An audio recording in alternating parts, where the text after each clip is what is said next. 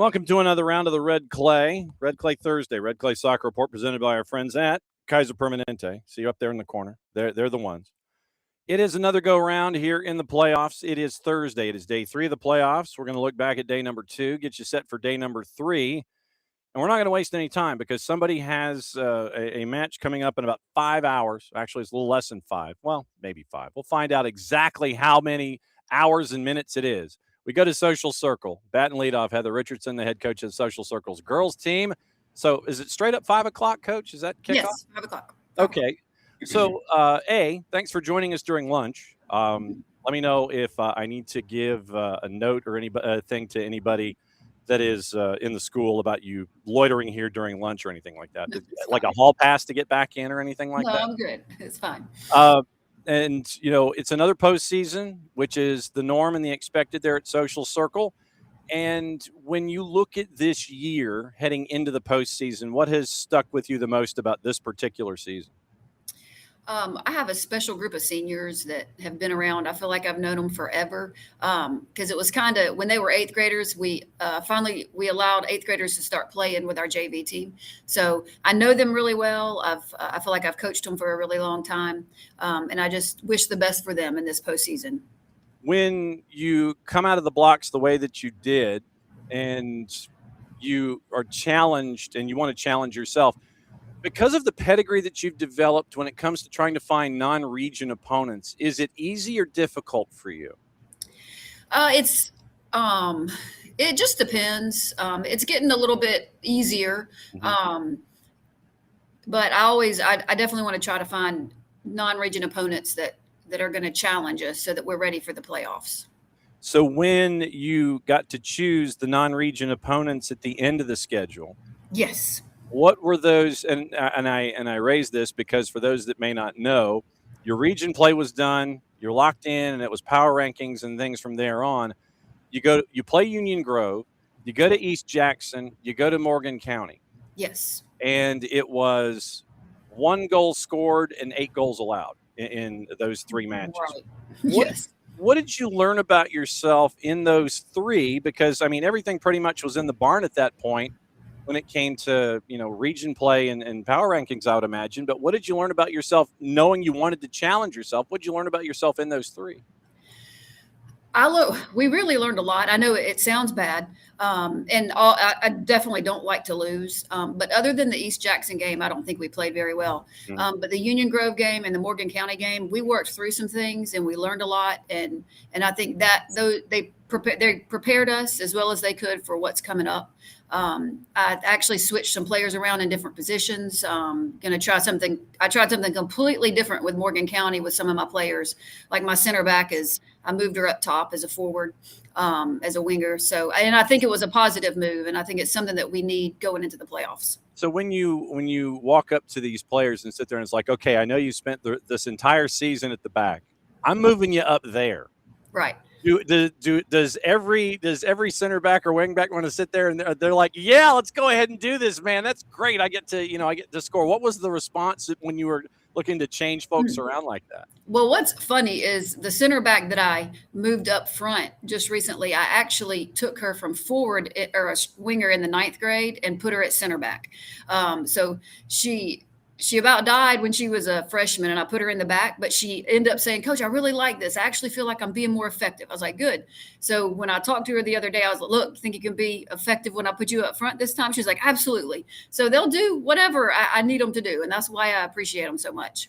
And you've got, I think, a dozen different goal scorers this season, 3 of them in double digits. But that's one of the hallmarks, I think, of the program that you have, is the balance that's across the board. No one is like at one end of the bell curve, and then there's everybody else. It's literally, you've got this group of like a dozen, and you've got a lot of different folks participating. When you get to see that, what's that like for you to see that balance across the board? It's really good. It's not anything actually that we've had since 2022, probably. We've had the goal scorers that we've had recently in the past few years. I've had one in particular each season that scored a lot of the goals. So this season is different with having 3 different goal scorers that are up in double digits. And I like it. It makes us get more creative, and we definitely have a different game plan than we've had in the last few years. Oh, okay. So you lay that out there. I have to walk through that door. Okay. So what's the different game plan now?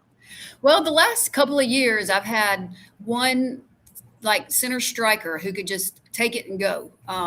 And I feel like our game plan was to get it to that person, and when that happened, we ended up scoring.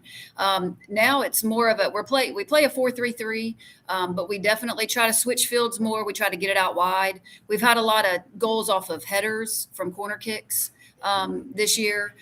Just more creative goals as a team, I guess.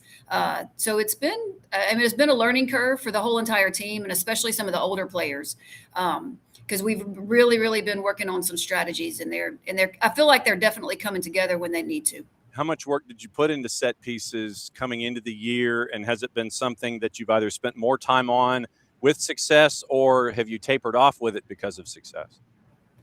I feel like I'm putting more time into it now. As the season has progressed, I've learned what we need and what we need to be successful. Speaking of the kind of players we have, based on the speed that they have, or the lack of speed that they have, or what they're good at. So definitely we're hitting that. We've hit that pretty hard in the last month. Okay. So in the 18 matches that you've played going into today, if we pull the 8 goals out from those 3 losses at the end, you're talking about 12 goals allowed in the other 15 matches. So that speaks a lot to your defense. What have they brought to the table this year? We talk about the balance offensively. What has the defense brought to the table? The defense, and it's a mixture of some experienced players, and I've moved a freshman in there just recently, and a sophomore who they've kind of stepped up and taken a starting role. They have been solid all the way around. I have and another freshman as a center back also. So I feel like I have a young defense, but I have a couple of seniors also in the back that are helping lead them. And I knew coming into the season that was going to be our strong spot was our defense, and it's proved to be that way through the whole season. So I'm super proud of our defense. All right, what has study hall been like getting ready for Fitzgerald? Oh, a lot of film watching and figuring out the best way to score, looking at their formations, because they do a couple of different things depending on who they're playing. And so I think we're ready for them. We talked a little bit about it at practice, and just set pieces I think are important. Shooting the ball from outside is important. So we're ready. Okay. I didn't know, how far back do you go? Did you just take this season and go back as far as you could, or how far back do you go when you're trying to get all this information to assimilate? Usually I don't go too far, but I just look at who they're playing. Okay. First of all, to see if it's worth watching, I guess, just depending on who they're playing. So I've watched them play just 2 actually fairly recent games. The game they had against the most recent game against East Lawrence, and then they played Tift County. And they were 2 very different games. And they played 2 different formations because Tift and East Lawrence were definitely different teams. So it was good to see both of what they did. I'll be interested to see what they plan to do against us, but we're ready whichever way they do it. I was going to ask, and you don't have to give away state secrets unless you want to, but what did Tift bring to the table formationally, and then what did East Lawrence bring to the table that was different? Well, when Fitzgerald played against Tift, they played 5 in the back, so they were very defensive. When they played against East Lawrence, they actually played a stopper sweeper, which I haven't seen in a while. So that was interesting also. So stopper sweeper, you haven't seen right. that. You don't see that a whole lot. I hadn't seen that. I used a stopper sweeper when we won the state championship in 2022, actually. But then after that, I just kind of switched, and you definitely don't see. I mean, you see a 4-4-2 a lot, but you don't see a stopper sweeper a lot. So that was interesting. So when you mentioned stopper sweeper, what does that do in that integration of that 4-4-2, specifically that role? What are folks looking at with that individual? For me, offensively, I'm like, please play a stopper or a sweeper against us and not 5 in the back, because we can give and go all day long, I hope, is what the plan would be, to get through that and to beat that stopper sweeper in the back, because I got some pretty speedy girls up top. Okay, so since you mentioned that, this year we started Georgia call-up, And are your seniors getting looks or going anywhere right now to the next level? Are they interested? No, I don't have any that are interested at the moment. I have a couple of younger players that definitely will be, but none of my seniors are. Okay. So they're going to pursue higher education. Yes, definitely going to pursue higher education. Good deal. Just not on a soccer field. All right. So 5:00 this afternoon in Social Circle, and it is a cool venue. It is. I love what the school system and the school have done there for the whole athletic complex. It's always fun for me when I get to come out there and call the matches and just be in that great environment that's there at Social Circle. So there's going to be a lot of purple that's going to be making the trip. I would firmly anticipate that that's going to happen. 7-Eleven Fitzgerald, 12-6 Social Circle in the playoffs at 5:00 this afternoon. Coach, it's always great to see you. Thanks for coming by during your lunch hour, and resume the rest of your game day preps as you get ready for 5:00. Perfect. Thank you very much. There goes Heather Richardson. She's the head coach at Social Circle. And so they've got a 5:00 today, and it's against Fitzgerald in Class A D1. It is the 25-8 matchup. And so it will be the last matchup in the 25 in the Class A Division 1 bracket that will get things all squared away for the 28th is the name that is listed on the calendar. So as everybody's chasing after the 28th, this will be the last one to figure out what happens in the round of 16. So Class A D1 girls, since we're here, we'll go ahead and break this one down.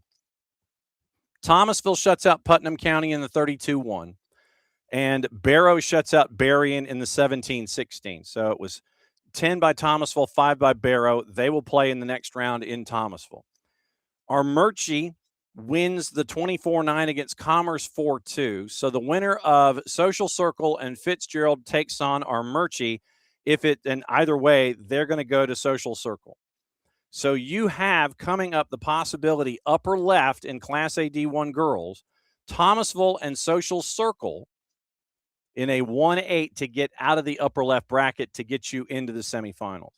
Low left, Fannin over Temple 5-2 as team number 5. They're going to host Rabun County. Rabun County is team 21, knocked off Vidalia 4-2. So Fannin hosting Rabun next week. Next week, it'll also be number 8, Worth County at number 5, Lamar County. Worth County over Swainsboro in a shutout 3-0. Lamar County shuts out Coosa 5-0. So Worth County, ranked number 8 in the scoreboard poll, gets to travel to number 5, Lamar County, low left. That's next week, right-hand side of the bracket. Model shuts out Haralson County as team 3. Woodville Tompkins wins as team 14. So Woodville Tompkins will travel from one end of the planet to the other to take on Model, ranked number 3 next week. And you also, on the girls' side, next week, get number 6 versus number 7. And I'm going to check this real quick. And I'm going to do Google Maps. And they're going to enjoy it because I'm using Google Maps. So these two schools, so choosing destination. So if we choose the destination of Jeff Davis High School in Hazelhurst, Georgia. So from Toombs to Lyons.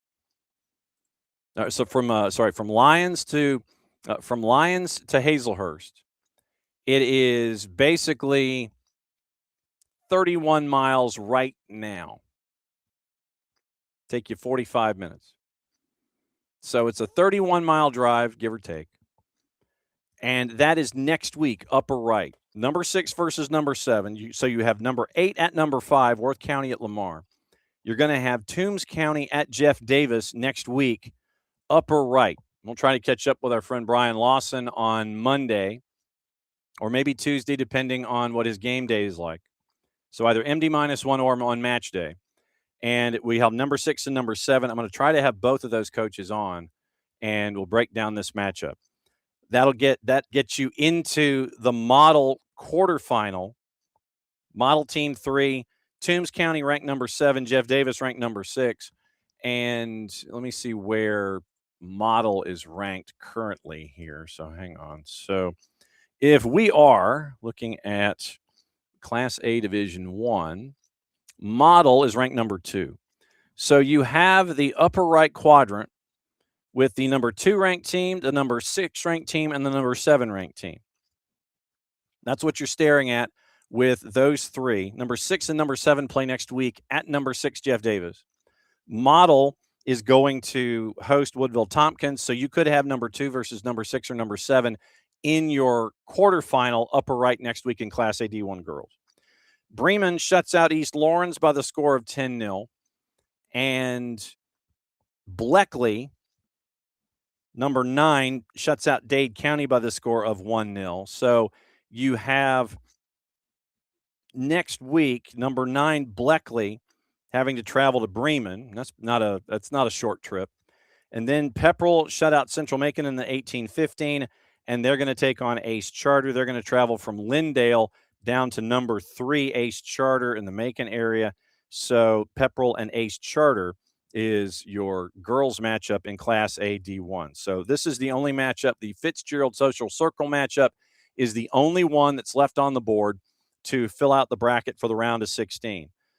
Private is today. We'll get into the times and matchups as we go, but we do have one score. Yesterday, Savannah Country Day beat Landmark 9-0 in the 26-7 matchup. They're going to take the winner of Fellowship and Trinity Christian. Then it is also today, you have Class AA girls. We'll get into that in a bit. The 6A girls start today. We'll get into that with times and everything in a bit. And Quad A girls is going on today as well. We'll let you know what's going on there. So to recap the 6A bracket as we know it, it is Jackson County over Glenn Academy 6-0. Jackson County, they advanced to take on Chamblee, who beat Chattahoochee 3-1. Number 5, McIntosh, is going to host Creekview as the 4 seed. And you could have, if chalk happens, Chamblee and McIntosh on the girls' side in the quarterfinals, upper left. But Jackson County at Chamblee, McIntosh number 5 ranked. Creekview is going to be visiting them. Now it is Lakeside Evans, 2-0 winners over Hab Central. They're going to travel to Roswell. And then Noonan and Rome, and Lee County and Riverwood played yesterday. So hang on just a second. Let me grab my scores here, and then I can tell you what happened. Because Riverwood Soccer and Lee County, it was a 7 o'clock match last night. And do we not have a final? Okay, so we don't have a final. The guys beat Lee County. The guys won 5-0, 2 from Covett, Richmond, Vargas, and Schmidt, and a dual keeper clean sheet. But we do not have a final score on the 7 o'clock game. So guys won 5-0. So we're waiting to find out what the rundown was on the girls' side. So RICS. So RICS Athletics. So let's see if Riverwood's Athletics Twitter page had anything there. So Raider flag is posted. It is tennis that got posted. Athlete of the week got posted.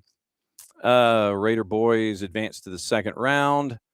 That was 5-0.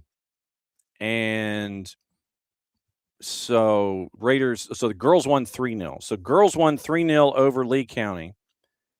And so Riverwood advances, and they're going to host Rome next week, low left in 5A.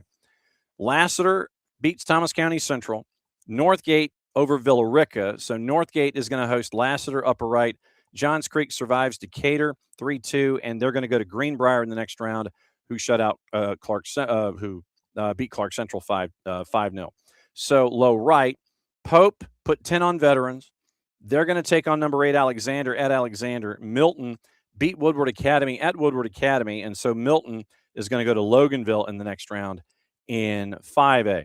AAA girls, we're still waiting on a couple of matches to happen there, and let me see that now. I have my brackets on the brain, so let me see what I've got here. So AAA girls, we still had 2 matchups, I think, in AAA girls that needed to be played, and they have been, I believe. Oconee County shut out Riverdale, so Oconee County advances in AAA girls.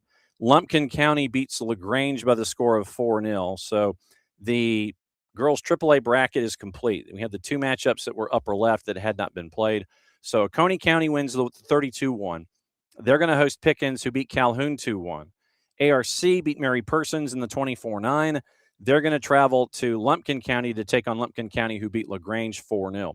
Low left, Heritage Catoosa, West Lawrence, and Johnson Gainesville Team 28, 21, and 20 all advance. This was the bracket that kind of went kerflooey, the quadrant that went kerflooey on night one. So Heritage Catoosa goes to West Lawrence, Team 28 at Team 21. Johnson Gainesville advances. They go to number 2 Adairsville, who beat Douglas Atlanta by the score of 10-0. Right-hand side, number 4 Harlem advanced, and they beat Cairo 7-0. Dawson County beat Upson Lee by the score of 4-0. That is one. Then Monroe area upset Long County in Hinesville because they had to play at Liberty County High School. And they're going to go back to the coast they're going to host Islands, Team 27, who shuts out Luella. So it is Harlem hosting Dawson County, Monroe area hosting Islands, Team 22 hosting Team 27. So AAA girls had a lot of teams in the 20s that got wins. Jefferson shuts out Spalding.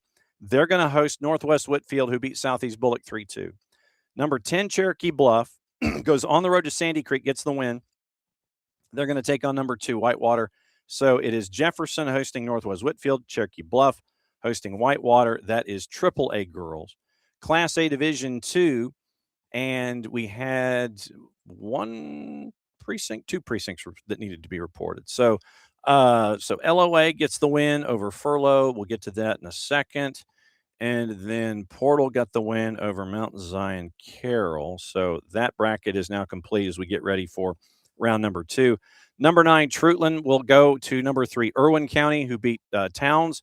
Number 6, ACA beat Metter 4-1, and they're going to play Crawford County, and I believe that's going to be in Roberta. LOA shuts out Furlough Charter. They host Brooks, I believe. Brooks County got the bye, but we'll see. As a Team 1 playing in round number 1. Brooks County as a Team 3 got a bye. Montgomery County knocks off Elite Scholars, and they are going to play number 1 ranked Screven. Claxton wins over Southwest Georgia STEM. They awaited Tryon. Tryon ranked number 5, hosting Claxton number 8 next week. Lanier County goes to Lincolnton, upsets Lincoln County. They're going to go to number 4, Georgia Military next week. And so number 8, number 5, number 4, all upper right in Class AA girls. Chatco had the first round bye. Remember, we caught up with Rusty Oliver last week. They're going to take on Portal. So Portal, winners over Mount Zion Carroll, advance. Washington Wilkes was waiting for the winner of Dooley and number 7, Atco. That one goes to Atkinson County. And so Atkinson County, Washington Wilkes, that is going to happen next week. So that is the rundown of girls' brackets with scores as we have them, and the one match that is in play today, 5 o'clock Social Circle, the 25-8 matchup in Class A D1 girls. So the other girls matchups are today. Once again, we'll get to them in a sec. Boys brackets. Here we go, boys brackets. Now, we do have some that have been completed. 5A boys, and this is going to be in no order because all of my pages are all over the place. And they did not play games in order in the classifications. So Jackson County shut out Greenbrier, and they are going to travel to Decatur, who had to go to PKs before they defeated Milton. Northgate, as the number 2 team out of Region 3, they beat Alexander, and they're going to go to Leesburg to take on Lee County, who shut out Lassiter by the score of 1-0. So it's Jackson County at Decatur, Northgate at Lee County, upper left in Class 5A boys. Hab Central wins on the road at Evans, winning that one 3-2. They now get to go to Johns Creek, who shut out Woodward Academy 1-0. Then it is Rome, 4-1 winners over Noonan. They get to take on Riverwood, who shut out Coffee 5-0. So it's Hab Central at Johns Creek. Rome is at Riverwood, left-hand side, low left. River Ridge and McIntosh. That's next week. I can pretty much tell you right now that if, and I say if, there is an opportunity for us to call that match, we will do it. So keep an eye out. But that is the odds-on favorite that we will try and secure for next week in and around Open Cup, Fort Land United, and all the things. That is the one that we are looking at the hardest right now as the matchup to have on the network next week. So we'll keep an eye out. But once again, with the wins by both McIntosh and River Ridge, this one will be at McIntosh next week. So we're going to keep an eye on this one. But odds are that this is where we will be next week. Solicitation. There we go. So 23 characters. There we go. All right. So we'd like to thank our Russian friends who have dove in trying to get folks to go to a Russian website. So 5A boys, River Ridge and McIntosh upper right. Region 3 champ, defending champ. Winner of that one gets Dunwoody and Glen Academy. Dunwoody goes to Chattahoochee, gets the win 4-3. Glen Academy beats Winder Barrow 5-2. But yeah, River Ridge and McIntosh, that one stands out next week without question. Then low right, Pope shuts out Veterans. Kennesaw Mountain shuts out Lovejoy. So Pope travels to Kennesaw Mountain. Gainesville beat Lakeside to Cabot Adams Stadium yesterday 3-1. And so as a 3 seed, they will continue on the road, but they go to Clark Central, who was an 8-1 winner over South Effingham. AAA boys, let me see if I can shift things here to kind of let you see where we are. AAA boys is where I need to go. So I need to switch this to go from there to there. So AAA boys, Islands, number 3 ranked. No problem with Doherty. They advance. Chestatee shuts out Whitewater in the 17-16. So that means that Islands is hosting Chestatee in the next round. Riverdale and Mary Persons. Remember that we had Coach Haygood from Mary Persons on, and he was on 2 days ago. And it was an opportunity for us to look at brackets and see what is going on with Mary Persons and the growth of their program. And so Mary Persons, once again, and Riverdale, that one is going on at Monroe County Middle. So go to Monroe County Middle for the 24-9. That's one of the few that is still left in AAA on the boys' side. Northwest Whitfield shuts out Troop 3-0. Johnson Savannah loses to Jefferson 5-0. So it is going to be Jefferson traveling to Tunnel Hill to take on Northwest Whitfield. Sandy Creek and North Clayton, that one is still to be played. Bainbridge wins in overtime and PKs 3-2 as team number 4. They advance, waiting the winner of that one. Upper right, West Lawrence, team number 3, shuts out Howard. They're going to play Peach County, who had to go to PKs to get the win over Lumpkin. So it's West Lawrence hosting Peach County. Calhoun beats Dawson County in the 22-11, and they're going to take on LaGrange in LaGrange, as LaGrange was a 6-goal winner over Luella. So it is West Lawrence hosting Peach and Calhoun traveling to LaGrange. Low right, Oconee County, ranked number 7, knocks off ARC. Cairo beat Harlem in the 23-10. So it is Oconee County hosting Cairo. East Hall wins in the 18-15, and they're going to take on Johnson Gainesville. So East Hall at Johnson Gainesville and Oconee County hosting Cairo. That is AAA boys. Class A Division I boys, this one is all done with the exception of the one match that is on the board with Bremen and with the Berrien and Social Circle. Model shut out Jeffco. They advance as the number 1 seed. Temple beats Fitzgerald 3-2, so Temple will travel to Model. Coosa loses to Jasper County 3-0. Jasper County, as the 9, will go to Toombs, who beat Bleckley in the 25-8. Low left, Thomasville shuts out Central Macon. Woodville Tompkins over Gordon Central. Woodville Tompkins will travel to Thomasville. Bremen upsets Towers in the 2013 matchup 5-2. They're going to travel to Fannin, who beat Dalton Academy by 10. Dade County and Putnam County. Putnam County, a 1-0 win in the 30-3 matchup. Vidalia shuts out Lamar, so Putnam hosting Lamar in Putnam County in Eatonton. And Barrow Arts wins over Swainsboro. Jeff Davis wins over Banks. So it is Jeff Davis who is going to be hosting Barrow Arts next week on the 29th. Armurchie over Rabun County 5-1. Dodge over East Lawrence 4-0. Armurchie hosting Dodge, and that one is in Armurchie. Berrien and Social Circle, once again, that one to be played, and the winner of that one will travel to Ace Charter, who shut out Worth County by the score of 10-0. We are close in knowing Class A Division II. I think that there is one more match that has to be played. Yes. So Montgomery County waited. They're going to take on Atkinson County next. Atco, Area 1, team number 1. McIntosh County Academy loses to Tryon. Tryon will now take on Macon County. That's upper left. Furlough Charter and Lincoln County Academy, that one is waiting to be played. The winner of that one gets Eccles. And Atlanta Classical Academy upsets Dooley County in a 3-2 matchup. They're going to travel to Metter. Right-hand side, Mount Zion Carroll waits, and then they found out that they're going to take on Claxton, who beats Crawford County. Towns County has no problem with Irwin. They're going to go to GMC. Chatco waited. They're going to take on Elite Scholars, who beat Portal in the 4-3 matchup. So Chatco is waiting. Lincoln County was waiting. Brooks and Trutland. Brooks wins that one 7-1. So it is Brooks at Lincoln and Elite Scholars is at Chatco. Class AA boys is today. 6A boys starts today. 4A boys start today. Private starts today, but they did get, obviously, 3 teams with first-round buys.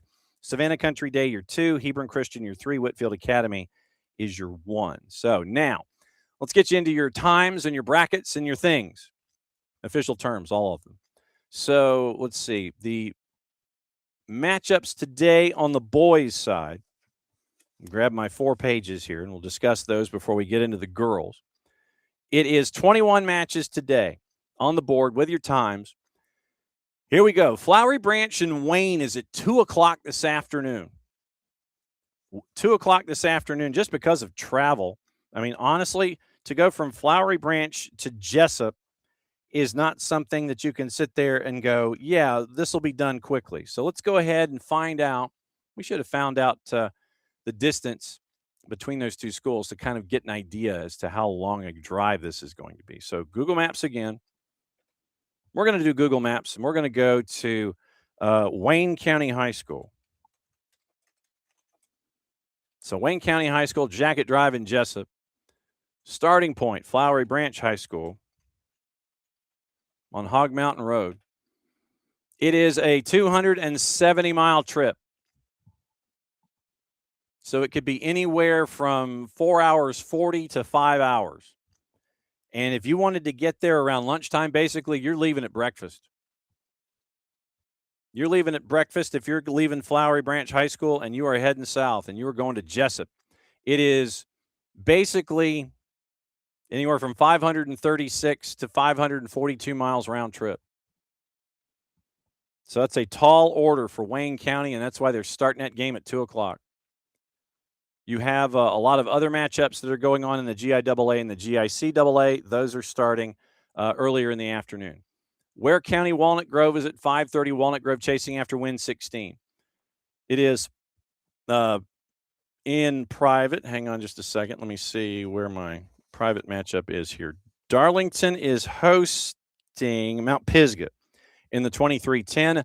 That one is at 6 o'clock. Also at 6, McDonough and Centennial. Harris County and Clarkston. It is also at 6:30.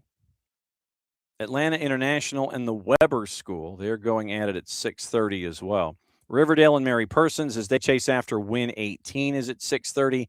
Berrien and Social Circle. So it is a 2-match doubleheader at Social Circle today.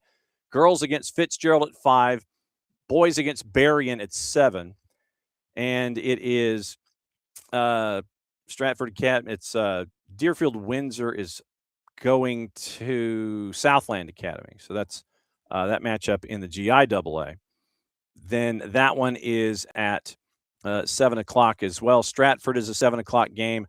Then you have another couple of matchups. Eastside and Perry is at 7:30. And you have Strong Rock and Pacelli also at 7:30. So those are your matchups on the boys' side that are today. And you also have on the boys' side, you have Ola and Cambridge. That one is also today. So on the board, on the boys' side, on the girls' side, 72 matches today. It is starting relatively early. East Forsyth and Wayne is at 4 o'clock. So literally, Wayne County gets a doubleheader. East Forsyth's girls come down to play at 4. Flowery Branch boys come to Jessup, and that one's in about 90 minutes. So you have the same matchups, boys and girls doubleheaders. Fitzgerald Social Circles at 5. You have Appling County, Coahulla Creek is at 5 o'clock. Discovery and Richmond Hill is at 5 o'clock. Also at 5, it is Robert Toombs on the road. It is Trinity Christian out of Dublin, who has a home game at 5:30. It is Lovett. They have a matchup at 5:30 on their own, and they are taking on the Weber School on the private side. Josie and Pike is at 5:30. Archer and Norcross, Strong Rock and Pacelli, Eastside and Perry, Locust Grove and BT. Mount DeSales and Stratford Academy, Parkview and Grovetown, and those are your 5:30s. 6 o'clock, Paulding County at 16-1 Walton. It is Heritage at 16-1 Brookwood. Tift area and the Brookwood School are also at 6. Northview and Stars Mill, also joined by Christian Heritage and Providence Christian, Walker and Aquinas, Johnson and Therrell. Callaway and Hart is at 6 o'clock. Tatnall County is on the road at 6 o'clock, and their matchup against ARC, that one is going to be 6 o'clock in Reedsville. Also, quickly scanning. Where am I going? Because, of course, it just went zooming right past everything. Marietta and Harrison, two teams, identical records, 13-4. Cambridge and Ola is at 6. Dalton and Midtown, two teams at 12-4. Those are at 6 o'clock. North Paulding and Hillgrove is at 6. Union Grove and Westminster. Ware and North Oconee. Franklin and Union. Spencer and Columbus. 6:15, Central Carroll and Marist. Woodland and Jackson is at 6:30, along with North and South Gwinnett. Campbell and Cherokee is at 7:30, along with Warner Robins and Walnut Grove. So that sets up your table on the day. And St. Vincent's and Savannah Christian have apparently already played. So hang on. Let me go to my girls' private bracket, private school. Girls on the girls' side. No, that's not there. So looking for my private girls' bracket so I can fill this in. St. Vincent's apparently beat Savannah Christian by the score of 7-0. So boys bracket. Girls. Where's my private school? Oh, it's over there. No wonder. Okay, hang on. So 4, 5, 2, and private. So in the right-hand side, we had Savannah Country Day knocking off Landmark. So St. Vincent's and Savannah Christian in the 25-8. St. Vincent's with the 7-0 win at home. So St. Vincent's advances, and they will take on the winner of Prince Avenue and Holy Innocents.